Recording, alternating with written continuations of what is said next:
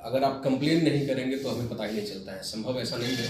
क्योंकि हमारे अनुमंडल में 1200 डीलर हैं, तो ये पॉसिबल नहीं है कि हम 1200 डीलर पर एक साथ निगाह रख सकें। जनता निगाह रखने वाली सबसे बड़ी अथॉरिटी है, और जनता अगर मान लीजिए किसी को कम अनाज मिलता है तो बिल्कुल वो कंप्लेन कर सकती है। हमारे पास जितने भी इस तरह के कंप्लेन आते हैं उसमें बिल्कुल उचित कार्रवाई की है। लोकतंत्र के चौथा स्तंभ के हैसियत से मेरा आपसे आग्रह है, जो डीलरों क्या कर रहे हैं, जो कंप्यूटर वाली जो मशीन होती है उसमें सेटिंग है उनका, दिखाने के तौर पर वो डायरेक्ट 100 केजी दिखा देगा, लेकिन जब उसी चीज को हम बाहर में काम यानी वजन करते हैं तो 6 केजी कम रहा है। इस पर मेरा आग्रह है, जो आप मशीन का जांच करवाइए। क्या कहना चाह रहे हैं इस पर? बिल्कुल, अगर कोई पार्टिकुलर अगर आपको लगता है कोई डीलर इस तरह के करते हैं तो आप उनके अगेंस्ट में लिख के हमको दीजिए, बिल्कुल जांच करवाएं। तो मान लीजिए जूनियर क्लास के जो बच्चे हैं उनको कितना घंटे पढ़ना चाहिए घंटे एक सक्सेस इंसान बनने के लिए, आपके जैसे सक्सेस इंसान बनने के लिए? देखिए, घंटे का कोई ये नहीं है। कोई बच्चे होते हैं जो 2 घंटे में आप सिलेबस कवर कर सकते हैं, किन्हीं को 4 घंटे लगते हैं। तो ये बेसिकली डिपेंड करता है पर्सन टू पर्सन कि उन्हें कितने घंटे चाहिए। ऐसा कोई फिक्स नहीं है। मैं यही कहूँगा कि आपका सिलेबस जो है, चाहे वो आपके एग्जामिनेशन का 12th का हो, चाहे ग्रेजुएशन का हो, चाहे आपके किसी बोर्ड का जैसे बीपीएससी का, यूपीएससी का, आपको अगर अपना सिलेबस अगर आपको पूरा कंप्लीट है, ठीक है, और जो स्ट्रेटजी है एग्जामिनेशन को पास करने की वो अगर आप सही तरीके से फॉलो कर रहे हैं तो आप सफल हो जाएंगे। इसमें घंटे का कोई ये नहीं है। अपना टारगेट बनाएं कि हमें 6 महीना, साल भर, या जिनको लगता है कि 3 महीने में ही टारगेट बनाएं, उसको फॉलो करें, बिल्कुल हो जाएगा। नाम जलेश्वर कुमार यादव है। आप देख रहे हैं सब तक न्यूज, JKY की आवाज़ न्यूज चैनल को। न्यूज के अंत तक बने रहिएगा। आखिरकार जगत जननी माँ जानकी की जन्मभूमि पर आज हम आपको जिस शख्स से मिलाने जा रहे हैं, ये शख्स बहुत कम दिनों में, लगभग साल भर में, इस जिला के लिए जो इनका क्षेत्र पड़ता है, जो सब डिवीजन पड़ रहा है, उस सब डिवीजन के अंदर में जितना नाम कमाए हैं वह इनकी काबिले तारीफ है। आखिरकार ये व्यक्ति का नाम संजीव कुमार है, और ये संजीव जी अनुमंडल अधिकारी हो गए सीतामढ़ी सदर के, और क्या कुछ कर रहे हैं जो सुर्खियों में इनका नाम चल रहा है। तो मैं इनसे आपको रूबरू कराने जा रहा हूँ। सर, सब तक न्यूज JKY की आवाज़ न्यूज चैनल में आपका हार्दिक स्वागत है। चलिए, बहुत बहुत धन्यवाद, और आपको नववर्ष की ढेर सारी शुभकामनाएं। आखिरकार हमारा ग्राउंड लेवल के लोग आपका सेल्फ इंट्रोडक्शन जानना चाह रहा है। मैं संजीव कुमार हूँ, अनुमंडल पदाधिकारी के रूप में यहाँ पर स्थापित हूँ। पिछले जनवरी में ही 27 जनवरी को मेरा यहाँ पर स्थापन हुआ है, और पिछले 1 वर्ष से मैं यहाँ पर सेवारत हूँ। आखिरकार क्या कुछ आप किए हैं कि जो आपके नाम का चर्चा, आपका जो क्षेत्र है उस क्षेत्र में बच्चा ले रहा है, उस चीज के बारे में थोड़ा सा प्रमुखता से बताइए। बेसिकली जो प्रशासन का हमारा काम होता है, उसमें जो सरकार की जो योजनाएं हैं, सरकार का जो कर्तव्य है, उसको पूरा करने का काम हम लोग के द्वारा किया जाता है, प्रशासन के द्वारा किया जाता है, ताकि जो सरकारी जो योजना है उसको ज़मीन के स्तर पर उतारा जा सके। विगत 1 वर्ष में यहाँ पे जब से मैं आया तब से कुछ अच्छी चीज़ें हुई हैं, इलेक्शन भी हुआ है, बाकी चीज़ें जिला पदाधिकारी के द्वारा जो निर्देश दिया गया उसको बिल्कुल 100% उसके इम्प्लीमेंटेशन का हम लोगों ने प्रयास किया। 2-3 चीज़ें हैं जो मैं बताना चाहूँगा, जो पहली बार यहाँ पे अनुमंडल पे हम लोगों ने प्रारंभ करवाया। उसमें एक है कि जो बुधवारीय जनता दरबार है, एक तो विभागीय निर्देश ही है कि शनिवार को थाना स्तर पे थाना और अंचलाधिकारी वहाँ पे जो ही भूमि संबंधित विवाद है, ताकि लोकल एप्रीहेंशन से बचा सके, उसको लेके वहाँ सुनवाई होती है। लेकिन अनुमंडल स्तर पे पहली बार ऐसा हुआ है कि हम लोगों ने, मैं और जो SDPO साहब हैं, दोनों के द्वारा यहाँ पे बुधवारी जनता दरबार शुरू किया गया है। जो लोग हैं, जो एग्रीड पर्सन है, वो आते हैं, अपनी बातें रखते हैं, अपनी समस्या रखते हैं, और उसका 100% हम लोग समाधान प्रस्तुत करते हैं। अगर यह मामला माननीय सक्षम न्यायालय के समक्ष जाने वाला होता है तो बिल्कुल निर्देश दिया जाता है। लेकिन लगभग हमारा पेंडेंसी जितनी भी हमारे पास है, लगभग 40 के आसपास हमारे पास मामले आए हैं, जिसमें से 20 का हम लोगों ने, 50% का हम लोगों ने डिस्पोजल कर दिया है, और बाकी हर द्वितीय बुधवार को और चतुर्थ बुधवार को महीने के, अभी कल भी होना है, हम लोग ये सुनवाई करते हैं। तो ये एक अच्छा पहल माना जा सकता है, जिसमें हम लोगों ने जिला पदाधिकारी महोदय के निर्देश को हम लोग अनुपालन किए हैं। इसके अलावा मैं जब यहाँ पे आया था उस समय, अगर सप्लाई की बात करते हैं, सप्लाई एक बहुत बड़ा क्षेत्र है, और सरकार का इसमें महत्वपूर्ण निर्देश ये है कि जो लक्षित सार्वजनिक वितरण प्रणाली है, उसके तहत उन सारे ज़रूरतमंदों को अनाज राशन उनको दिया जाए, प्रमुखता से दिया जाए। मेरे आने के बाद लगभग मुझे लगता है कि 20 से 25 हज़ार नए राशन कार्ड बने भी हैं, और जो इसमें कुछ ऐसे भी लोग थे जिनका राशन कार्ड किसी कारण से रिजेक्ट हो गया था, उनको भी दोबारा अप्लाई करवा के उनको बनाने का काम किया गया। और सबसे बड़ी बात है कि लगभग जो आधार सीडिंग है, सरकार का इसमें चल ही रहा है कि आधार सीडिंग 100% होनी चाहिए। तो अभी आपको जान के खुशी होगी कि हमारा सीतामढ़ी जो ज़िला है उसमें 99.9% हम लोगों ने आधार कार्ड सीडिंग करवा लिया है। ये बहुत अच्छी हम लोग के द्वारा पहल ये की गई है। इसके अलावा जो EKYC है वो भी मोर देन 70%, इनफैक्ट अनुमंडल का, सदर का आपका 75% के आसपास EKYC है। तो ये सारी चीज़ें हैं जो कंटिन्यू हम लोग के द्वारा किया जा रहा है। आप प्रशासन के कार्य को किसी एक दो चीज़ों में समेट कर नहीं देखा जा सकता। प्रशासन का काम अनवरत चलना होता है। हम लोग 24/7 काम करने वाले लोग हैं, और जो भी निर्देश विभाग से मिलता है, जो भी निर्देश वरीय पदाधिकारी का होता है, उसका अक्षर से पालन हम लोग सुनिश्चित करते हैं, ताकि सरकार की जो अपनी नीति है, सरकार की अपनी मंशा है कि लोगों को बेहतरीन हम व्यवस्था मुहैया करा सके, बेहतरीन न्याय दे सकें, उसको हम सुनिश्चित करते हैं। अगला जो है क्या जो है टारगेट है आपका? अभी तो अभी ठंड का समय है, तो मैं जो बुजुर्ग हैं यहाँ के, जो बच्चे हैं, तो उनसे मैं रिक्वेस्ट करूँगा कि अभी ठंड के समय में थोड़ा बहुत अपने शरीर पे ध्यान देंगे, क्योंकि जाते हुए ठंड में थोड़ी सी परेशानी और बढ़ती है। तो बच्चे खासकर ध्यान देंगे, बुजुर्ग ध्यान देंगे। इसके लिए स्पेशली जो नगर पालिका हमारे यहाँ की है, उनको भी और अंचलाधिकारी के स्तर पर भी कहा गया है कि जगह जगह पर जहाँ पर ठंड का अत्यधिक प्रकोप है, वहाँ पर वो जलावन से लकड़ी का व्यवस्था करेंगे, ताकि वहाँ अलाव वगैरह ये किया जा सके, व्यवस्था करवाया जा सके। इसके अलावा भी आगामी 3 तारीख को सरस्वती पूजा होना है। पिछली बार जब मैं यहाँ पे आया था तो यहाँ सोनवर्षा में एक मुँहचट्टी गांव है, जहाँ पे एक एप्रीहेंशन हुआ था और 2 पक्षों के बीच में एक विवाद उत्पन्न हुआ था। हम लोगों ने शांति समिति की इस बार बैठक वहाँ पे कर ली है, और सारे लोग हैं, सारे अच्छे लोग हैं, वहाँ पे जाके हम लोगों ने अपना पक्ष रखा और उन दोनों का ही पक्ष सुना। मुझे लगता है कि इस वर्ष वो शांतिपूर्ण संपन्न हो जाएगा। बाकी भी इस अनुमंडल में या इस ज़िले में बाकी भी जो जहाँ सरस्वती पूजा का आयोजन होता है, उन लोगों से भी कहना चाहूँगा कि माननीय सुप्रीम कोर्ट के निर्देश के आधार पर ही डीजे को बैन किया गया है, तो डीजे बिल्कुल भी न बजाएं और शोरगुल नहीं करें। बहुत जगह से मामला ऐसा आता है कि जब वहाँ स्थानीय थाना प्रभारी होते हैं, 107 करके वहाँ से भेजते हैं, तो कोशिश तो हमारी ये होनी चाहिए कि लोग खुद ही इस चीज़ को समझ जाएं, ताकि 107 की कार्रवाई उन पर न करनी पड़े।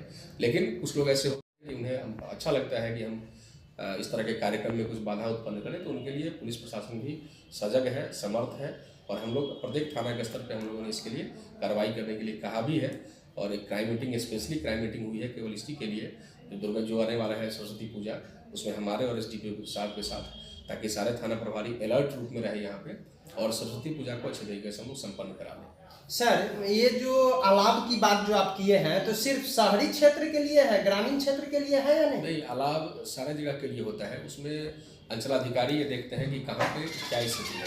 सामान्यतः जो बेघर लोग होते हैं उनके लिए अलाव की व्यवस्था की जाती है, या आप कह सकते हैं कि शहरी स्तर में बहुत ऐसे लोग हैं जिनके पास आवास की सुविधा हो सकती है, नहीं हो, और वो लोग प्लेटफॉर्म टाइप की जगह पे या रोड के किनारे सोते हो, तो उनके लिए व्यवस्था होनी चाहिए।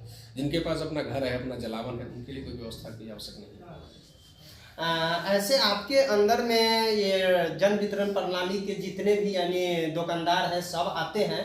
हमारा एक बहुत ही यानी क्षेत्र से जो आवाज़ आ रही है, जो डीलरों के द्वारा 1 किलो 2 किलो प्रत्येक आदमी को कमी दिया जा रहा है, ये सब क्या नैतिकता करता है?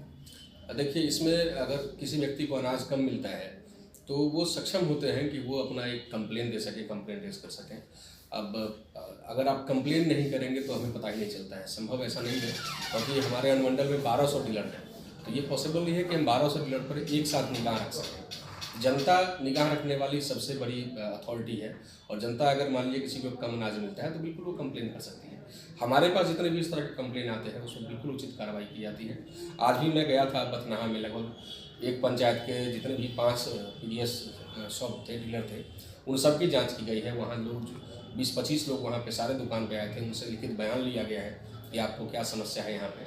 तो 1-2 छिटपुट को छोड़ के किसी ने कोई एडवर्स बयान नहीं दिया, कोई विरोधी बयान नहीं दिया डीलर के अगेंस्ट में। तो जब तक जनता नहीं बताएगी कि उनके साथ क्या हो रहा है, तब तक उन पर कार्रवाई करना फिर उनके साथ भी अन्याय हो जाएगा। तो जनता अगर लिख के देती है तो बिल्कुल उन पर कार्रवाई होगी। लोकतंत्र के चौथा स्तंभ के हैसियत से मेरा आपसे आग्रह है, जो डीलरों क्या कर रहे हैं, जो कंप्यूटर वाली जो मशीन होती है उसमें सेटिंग है उनका, दिखाने के तौर पर वो डायरेक्ट 100 केजी दिखा देगा, लेकिन जब उसी चीज को हम बाहर में काउंट यानी वजन करते हैं तो 6 केजी कम रहा है।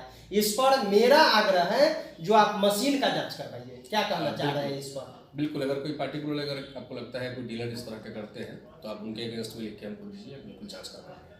और डीलरों से भी हम लोगों के पास जो फोन ताबड़तोड़ आ रही है, जो आपका जैसे रूनी सैदपुर हो गया या रूनी सैदपुर जैसा हर ब्लॉक में उस तरह का जो है गोदाम रहता है, गोदाम में ही यानी बहुत सारे माल को घट करके दिया जा रहा है। तो हमारा आपसे मांग है जो गोडाउन का भी एक बार जांच करिए। क्या कहेंगे? बिल्कुल, गोडाउन बेसिकली जितने भी एजीएम होते हैं, जिला में एक पद होता है डीएमएसएफसी का, डिस्ट्रिक्ट मैनेजर, जो एसएफसी के होते हैं उनका, तो वो निरीक्षण उनका बिल्कुल प्रत्येक वीक वहाँ पे होता है और हम लोग लगभग 15 दिन पर निरीक्षण करते हैं वहाँ पे। चूँकि इतने बड़े स्टॉक में वहाँ पे सारी चीज़ें होती हैं तो संभव नहीं है कि हर एक बोरा को आप तौलें, लेकिन आप मिलान कर सकते हैं जो कुल बोरे की संख्या होती है और जो टोटल उनके पास जो लिस्ट होता है कि कितने उसके पास अनाज है सबकी। साथ में क्या होता है, वहाँ से डीएसडी वहाँ से अनाज उठाते हैं और डीलर को समर्पित करते हैं। अगर डीलर ये कंप्लेन करता है कि मुझे अनाज कम दिया गया नहीं तौल पे कम दिया गया, तो बिल्कुल हम लोग कार्रवाई करते हैं। नहीं तो रैंडम चेक भी होता है हर जगह, जो एसएफसी की गोडाउन है हम लोग जाते हैं वहाँ पे मंथली 2 बार 3 बार और बिल्कुल रैंडमली चेक होता है। और जहाँ भी कोई गड़बड़ी की आशंका होती है या गड़बड़ी पाई जाती है तो निश्चित रूप से कार्रवाई उसकी होती है। सर, आपके अंदर में जितने भी डीलर हैं वो काफी भयभीत स्थिति में भी चल रहा है। आप कहिएगा भयभीत क्या? तो वो व्यक्ति को जब मैं कहता हूँ लिख करके देने के लिए तो कहता है भाई मेरा लाइसेंस ही कैंसिल कर दिया जाएगा। तो ये कहाँ से ऐसी बात आती है जो डर उस डीलर को खत्म करिए? देखिए, ऐसा अगर होता तो मेरे पास कंप्लेन तो आते ही डीलर के, ऐसा कुछ नहीं है। मैं हर बार जहाँ पे जाता हूँ प्रखंड में प्रखंड समन्वय समिति की बैठक होती है, उसमें बुलाता हूँ लोगों को, डीलर संघ के अध्यक्ष होते हैं, उपाध्यक्ष होते हैं, सबकी मीटिंग होती है यहाँ पे। तो जो प्लेटफॉर्म सरकार ने उपलब्ध कराया है आप उसी के माध्यम से आएंगे ना, ये तो सिंपल सी बात है कि। और जब भी मेरी बात भी होती है ऐसे जो डीलर होते हैं बोलते हैं बिल्कुल आप लिखित रूप से दीजिए हमें, आपको डरने की आवश्यकता नहीं है। वो क्यों डरेंगे? जो गलत नहीं करेंगे क्यों डरेंगे? उन्हें कोई डरने की आवश्यकता नहीं है। और अगर उन्हें लगता है कि उन्हें अनाज एजीएम गोडाउन से भी कम मिल रहा है तो लिखित रूप से दें। हमें तो लिखित रूप से देंगे तभी कार्रवाई हो सकती है। अगर लिखित रूप से कोई नहीं देंगे तो जब हम जांच करेंगे और उस जांच में वो पाए जाएंगे गलत, तभी कार्रवाई हो सकती है ना। जी, आपके जैसा हमारे ग्राउंड लेवल के युवा एज ए एसडीओ एसडीएम बनना चाह रहा है, उसको मोटिवेशन थोड़ा सा दीजिए। बिल्कुल, मैं यही कहना चाहूँगा जो नए बच्चे हैं जो तैयारी कर रहे हैं वो बिल्कुल अच्छे से तैयारी करें। बेसिकली लक्ष्य अपना निर्धारित करना पड़ेगा। हर एक ऐसा व्यक्ति अपना लक्ष्य पा सकता है जो अपने लक्ष्य पर काम करता हो। आप अगर जो चीज़ पसंद करते हैं, जो चाहते हैं, उसके लिए अगर थोड़ी मेहनत करेंगे तो बिल्कुल वो चीज़ आप प्राप्त करेंगे। कर्म का सिद्धांत है, गीता में भगवान कृष्ण ने कहा भी है कि आप जो चाहते हैं वो आप प्राप्त कर सकते हैं, बशर्ते आपको कर्म करना है। तो मैं कर्मशील होने की सलाह देता हूँ। अगर उन्हें कोई भी एग्जामिनेशन, बेसिकली क्या है, वो बहुत कुछ टफ नहीं होता है। चाहे आप किसी पीसीएस में जाएं, चाहे सिविल सर्विस में जाएं, कोई एग्जामिनेशन टफ नहीं होता है। आपको उस एग्जामिनेशन का तरीका आपको समझना पड़ेगा, उसके अकॉर्डिंग अपनी स्ट्रैटेजी बनानी पड़ेगी और आपको पढ़ाई करना पड़ेगा। अगर इन छोटी चीज़ों को अगर आपने फॉलो कर लिया तो फिर सफल होने से कोई रोक नहीं पाएगा। ऐसे मूल किस जिला से आप आते हैं?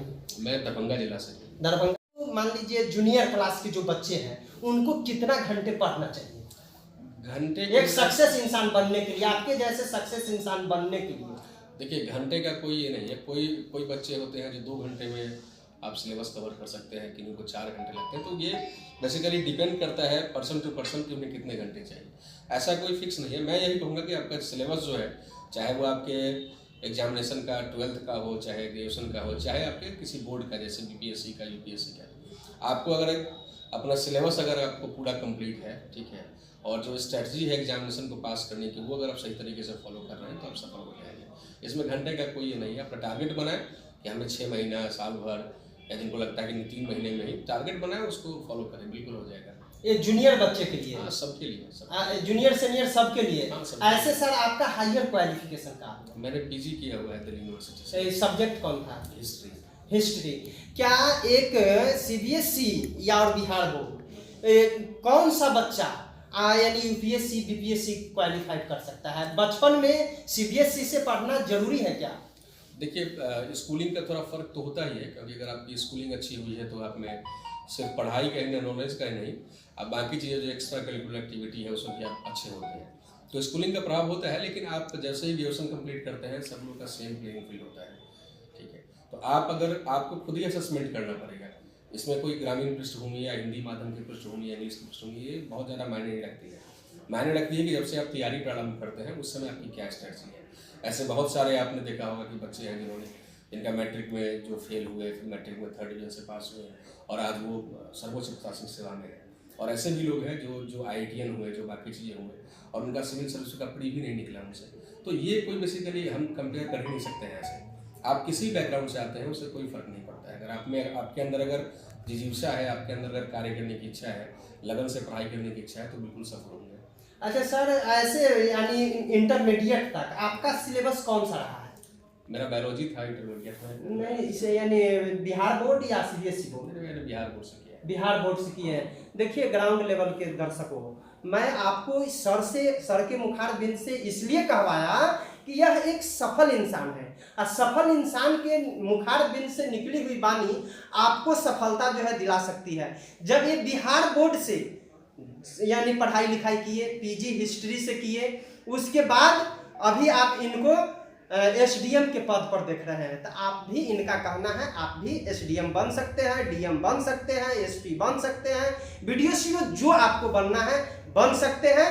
साथ ही साथ सर जाते जाते हमारा जिला और आपका क्षेत्र आपके मुखारबिंद से यानी लास्ट संदेश मांगे। मेरा यही संदेश होगा आप सभी लोगों के लिए, जितने भी लोग इस वीडियो फुटेज को देख रहे होंगे, स्वस्थ रहें, नव वर्ष में कोई ना कोई अपना रिजोल्यूशन रखें, समाज के निर्माण में अपना योगदान दें। और खासकर जो बच्चे हैं जिनका भी आप देख रहे होंगे मैट्रिकुलेशन का और इंटरमीडिएट का दोनों एग्जाम अभी स्टार्ट होने वाला है, 1 से तो शुरू हो जाएगा इंटरमीडिएट का। तो जो बच्चे एग्जाम देने जा रहे हैं बिल्कुल किसी गलत प्रैक्टिस को न अपनाएं और बिल्कुल अच्छे तरीके से एग्जामिनेशन अपना दें और अच्छा स्कोर करें। ये थे संजीव जी, जिन्होंने अपनी मुखारबिंद से आपको पूरी तरह से समझाने की कोशिश की है। यहाँ तक कि अपना कार्य के बारे में भी इन्होंने बताए, उसके बाद जो अगला कार्य होना है सो भी बताए और बच्चों के उज्जवल भविष्य का कामना भी किए, बच्चों को टिप्स भी दिए हैं। बिहार बोर्ड हो या CBSE बोर्ड हो, कोई भी बोर्ड के व्यक्ति इनके जैसा पदाधिकारी बन सकता है। आप इनके बातों को अधिक से अधिक लोगों तक पहुंचाने के लिए YouTube में जाएंगे और सब तक न्यूज JKY की आवाज लिखेंगे और लाल बटन दबाकर सब्सक्राइब कर देंगे, नोटिफिकेशन वाली बटन को ऑन कर देंगे और हम आपको अगले एपिसोड में इनके द्वारा जो बातें बताई गई हैं आपका क्या प्रतिक्रिया है हमें कमेंट बॉक्स में बताएंगे, ताकि फिर से उस बातों को लेकर के इनसे सवाल के साथ दूसरे एपिसोड में फिर से आएंगे। अब तक के लिए जलेश्वर कुमार यादव की ओर से आप सभी दर्शकों को नमस्कार, आदाब, सलाम, प्रणाम, जय हिंद।